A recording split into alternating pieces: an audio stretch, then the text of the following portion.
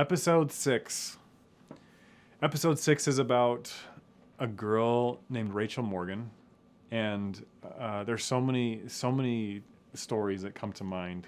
I don't want to make this an hour long, but I met Rachel Morgan after I graduated. She went to Layton High School, and I'm just going to say this now. I realize I've said Layton a couple of times, and if you're from Layton, you actually say Layton. And I'm not better than anybody. I think I don't know what to say, quite honestly. I don't know what to say. Like, should I say Layton? Should I say Layton? It comes out both ways. So I apologize if anyone's offended, or if anyone believes that I didn't grow up in Layton because I say it wrong. Anyway, she went to Layton High School. We were both asked to be part of a leadership camp as junior counselors after we had graduated. This was down in Snow College. I had been to the camp before the previous year, so I knew what I was getting into. And I was really excited to go down just because it was kind of my vacation for the summer. I wasn't going to, do anything extravagant with my family, but I thought getting away for the summer would be great. So we go down there, and we have some time as junior counselors to get to know one another. And I get to know this gal, Rachel. Didn't really know her before, but we just start having these weird, funny conversations that we're just laughing. There was, at the time, Seinfeld was huge. And there was a lot of moments that reminded us of Seinfeld, or we'd quote, episodes of it. And so we were just laughing and getting to know each other and the others that were there, including the adult advisors. We were laughing about Twister, the movie Twister. There's a sequel that just recently came out, but the original one came out with Helen Hunt, and I can't remember the other guy's name, but that one had just come out, and I had realized, I was savvy enough back then to realize this movie is a 2-hour commercial for the Dodge Ram. And sure enough, weeks later, I purchased it so that we could watch it together. We had that kind of a funny relationship. Anyway, so we're getting to know each other, and we're just pals. One of the things that comes up, which was probably, I don't know how our conversations went, but one of the things that came up was Rachel had never kissed a boy. And I have to just admit that, I had that stage kiss, but I didn't have much other experience than that either. So, it wasn't that this was something really rare, at least in my sphere or my own experience. But she had divulged that she had never kissed a boy. And of course, I'm a tease. I had to tease her about it. I teased her just a little bit. And then that kind of comes full circle in this other moment. During the week, we are doing a service project. And back in the day, we didn't have phones, but we had Franklin Day Planners. And everyone that I knew that had a Franklin Day Planner, you opened it up and you had these plastic sleeves where you would just put all of your photographs of your friends, mostly from dances, or maybe their school pictures or whatever. And so, we're at this service project, and she has her backpack, and she had her planner in it. I said, "Hey, let me see your planner." And that wasn't a weird thing to do. I didn't think. She hands it over, and I'm looking through some of her pictures. Well, we're sitting side by side, and I believe that she is observing everything that I'm doing, and she's describing to me people in the pictures and things like that. Well, in the inner cover of her planner is a pocket, and I notice there's money in it. And because I'm a tease and I'm obnoxious, I pull the money out and I put it in my pocket, thinking that she's watching me the whole time. She is not watching me any of this time. And I don't know what distracted me from having done that stupid thing, but something distracted us, and all of a sudden we're off on something different, and maybe the service project has started, and now we're engaged in that, not thinking of what we were just doing. I realize after the service project ends that I have this girl's money in my pocket. There were $42. I have this girl's money in my pocket, and I'm like, what am I going to do? This is embarrassing. If I give it back to her, it's got to come with this weird apology, like I'm this kind of weird kleptomaniac or something like that. I wasn't settled about just giving it back. It seemed weird, but I wasn't settled, of course, about having it either. And I'm talking to one of the adult advisors, and I say, I've got it. I have an idea. I'm going to just ask her to do small little favors for me, or dare her to do this, that, and the other while we're here during this week. And as she does these things, I'll just give her the money. And he says, that's a really good idea. And this is one of the adult leaders. He should have told me that wasn't a good idea, but he said it was a good idea. I think he was just looking for some entertainment that week. We soon are at lunch, and we're sitting at the table, some of us students and some of the adult leaders. And I say, hey, Rachel, would you mind going to get me a drink? And she's like, sure, I'll go get you a drink. And she comes back, and I hand her $5. I said, thank you so much. That was so kind. And she's like, why? No, that's not. She wasn't into receiving money for these things. But I told her, I said, you know what, just hang on to it. I think you should hang on to it because I'm wearing these shorts have pockets that who knows if I'll lose my money, they'll fall out. She's like, whatever. So she takes it. And I'm like, okay, she's got 5 of these dollars back. Anyway, things transpire, and I start saying, you know, I think maybe take one of those carrots off of your tray and just toss it over to this other table. Things are getting kind of ridiculous, right? She's saying, no, not going to do any of that. I think within that lunch period, I must have convinced her to do enough things that I was able to, I don't know how much money I was able to give her, maybe all of it, maybe the $40 of it or something like that. But the real dare was one of the organizers. This was one of the administrators for our school. It was his birthday. And I mean, things were way different back then, but I said, you know what? I think you should go give Scott a kiss on the cheek and say, happy birthday. And I said, you and Jan, this other administrator, just go do that, which I would never suggest that these days. I think that we'd all get fired, right? But that was a suggestion. And none of the administrators I was with at the table were saying that's inappropriate. They were all like, yeah, like you should go do that. Some of them knew I was going to give her the money that was rightfully hers. And so they're like, yeah, you probably should go do that. Anyway, what ends up happening is she kisses him on one cheek, and the other administrator kisses him on the other and says, happy birthday. And they make a big deal out of it.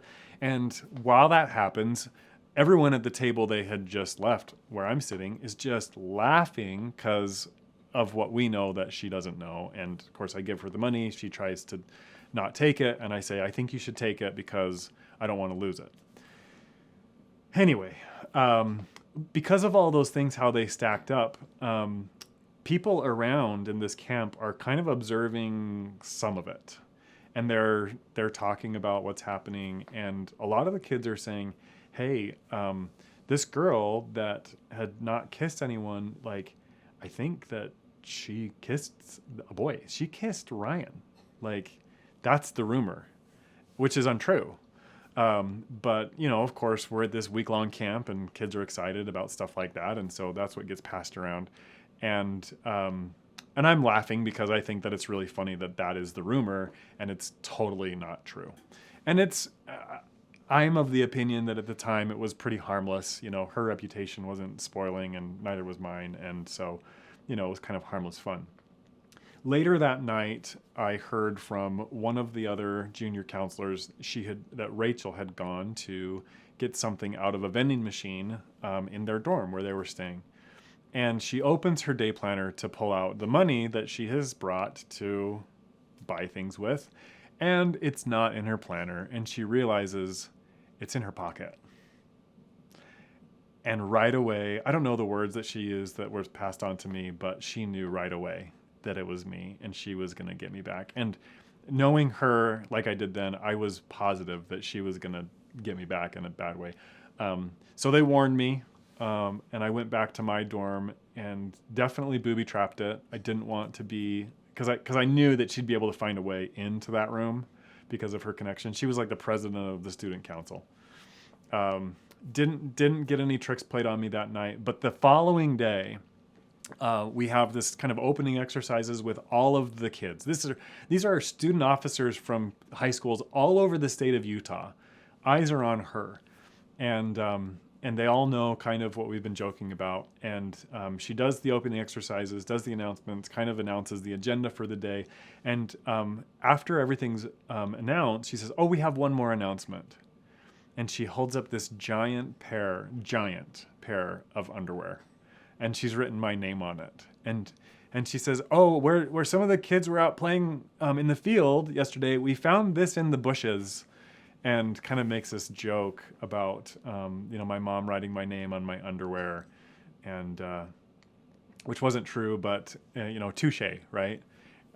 She really got me. And there was another pair of underwear delivered later in that day. What made this story so fun is that later on, towards the very, very end of this camp, we're both kind of playing like, neither of us are admitting what's happening, right? And there's finally a moment where we kind of admit it. And I think it was like the very last day, like during a dance that they had there. I still had $2 of her dollars that I needed to give her, which I gave her during that dance. So I could come completely clean.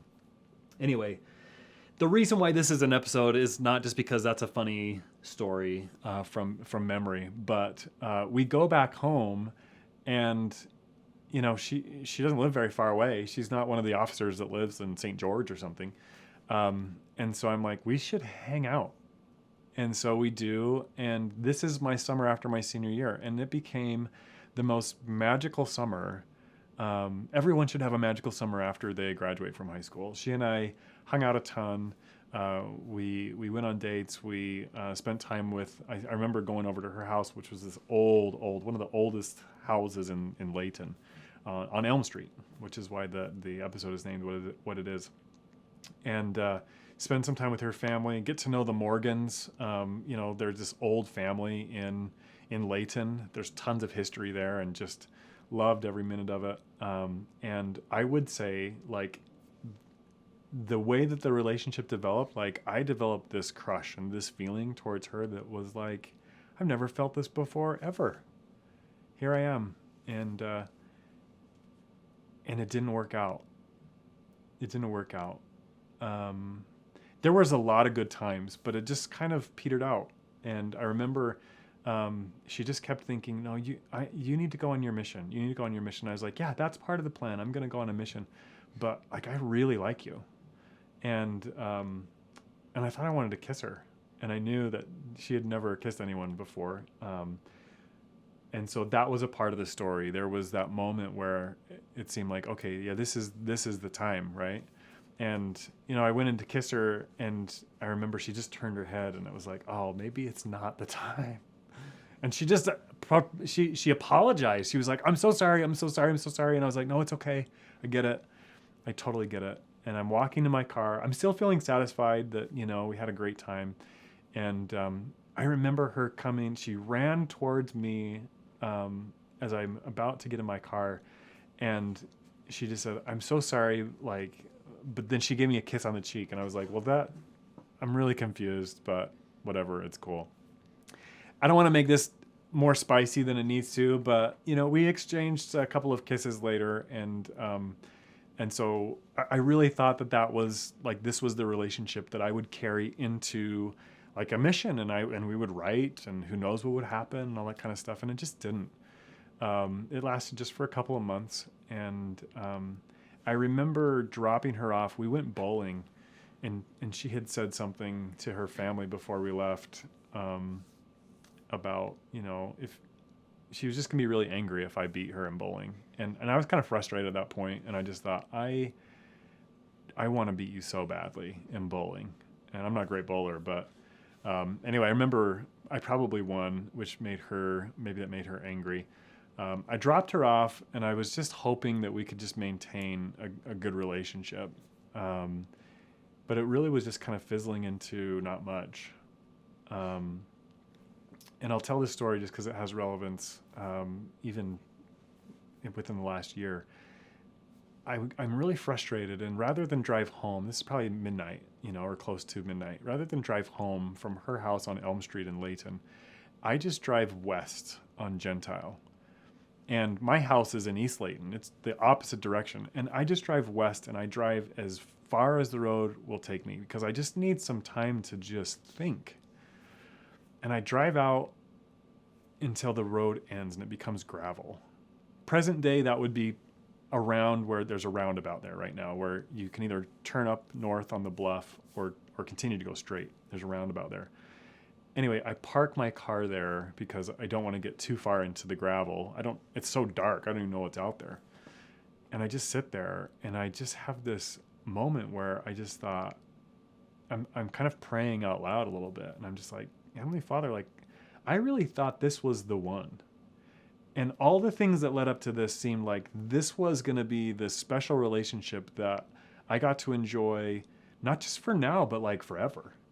I'm really kind of confused. And I hop out of my car and I'm kind of hoping to have this like Sacred Grove experience. Not that I expect any kind of visitation or vision or anything like that, but I wanted to feel something that I was like being listened to or whatever. And so I'm standing out. It's kind of cold. It's like November. I'm standing outside in the dark and I'm distracted from oncoming traffic that comes every couple of minutes. These headlights just heading west and none of them would approach me. They would all just, turn to the north on Bluff Road. But I would also hear these footsteps in the grasses that were near me and it would freak me out. And I was like, I can't have a spiritual experience if like there's a creeper around. And the only thing that I can imagine is it was just cows that were just grazing right there because it was a cow pasture. And I have this moment where I'm just having a hard time. And I wouldn't say that the prayer was answered in the moment. Definitely not. But I would say that I felt a comfort about just kind of pressing forward and moving on. I didn't need to dwell on this thing. And I was blessed with some conversations later with my mom and some others about this that really were helpful. And that was it. That was the end of Rachel. Like I probably we've never corresponded really. We've never seen each other. And it's such a weird story because everyone else that I dated or hung out with, like there's a connection there. And with this one, it vanishes, like we might be connected on Facebook, but like there's been no exchange, right? I have become friends with some of her extended family, close friends, which is really interesting. But never crossed paths. I don't know that there's even loose ends to tie with that. But I will say something that's really interesting to me because most recently, my second daughter was going through not necessarily a breakup, but she was having a magical summer of her own after her senior year. She didn't date anyone during her senior year. And all of a sudden, the boy that she likes, she discovers that he kind of likes her back and they start dating. But he's going on a mission and she doesn't want to be attached to him while he's gone. And so there's this like kind of a decided breakup between them. But it's really hard for her, like really hard. And as we're talking, just she and I, she's struggling really badly one day. And I said, you know what? Let's go for a run tomorrow. I want to take you to a special place. And I didn't think I was going to get emotional at all. This is not an emotional story. She agreed. And that place that I described, that's just off of Gentile and Bluff, is, I want to say it's probably like 4.5 miles away from where we live. And we ran right there. And then we stood there and, I told her the story. She had heard parts of it before, but I told her the story. And as I'm telling her the story and as I'm processing what Anna, my daughter, is feeling in present day, like this was just several months ago, I'm realizing how many emotions and feelings that Rachel must have been going through that I was completely oblivious to. And it was as if the answer to that prayer that I had prayed 28 years ago, whatever it is, that the answers were still on their way. Like I'm realizing in that moment that God cares about every question that we have. And maybe he answers some of them immediately. Maybe he has you wait for a little bit of time. But even some of the questions that probably weren't super important for me to function in life ever, I think he still cares about them. And here I am. I have this opportunity to share that with my daughter, and then also kind of receive that answer. I love that story. It's the best breakup story ever. And who knows, like, maybe it's not over. I'm sure it's over. But maybe I'll run into Rachel one day, and there'll be something interesting shared or special shared. I don't know.